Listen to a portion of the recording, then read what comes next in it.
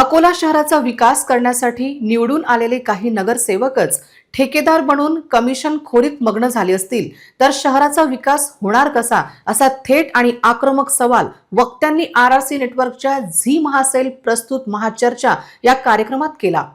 शनिवारी रात्री जिजाऊनगर येथील ग्रीनफील्ड 36 क्रिकेट टर्फवर झालेल्या या चर्चेने राजकीय वर्तुळात खळबळ उडवली। लवकर या कार्यक्रमाचे प्रसारण आरआरसी न्यूजवर करण्यात येईल। आरआरसीचे कार्यकारी संचालक पंकज देशमुख यांच्या संकल्पनेतून आणि मार्गदर्शनाखाली या महाचर्चेचे आयोजन करण्यात आले होते। ज्येष्ठ पत्रकार व निमंत्रित संपादन सचिन देशपांडे यांनी केलेल्या भारदस्त आणि आक्रमक सूत्रसंचालनाने कार्यक्रम यशस्वी झाला।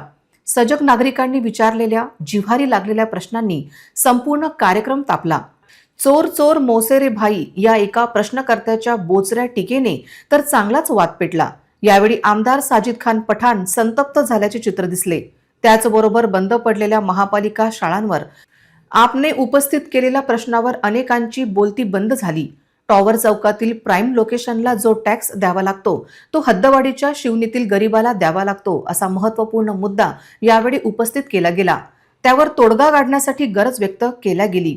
आरआरसीने कार्यक्रमासाठी भाजप नेते विजय अग्रवाल, शहर अध्यक्ष जयंत मसने यांना बोलविले होते, पण महायुतीच्या चर्चेत ते असल्या कारणाने ते विकसित अकोल्यासाठीच्या महाचर्चा या कार्यक्रमात उपस्थित राहिले नाही।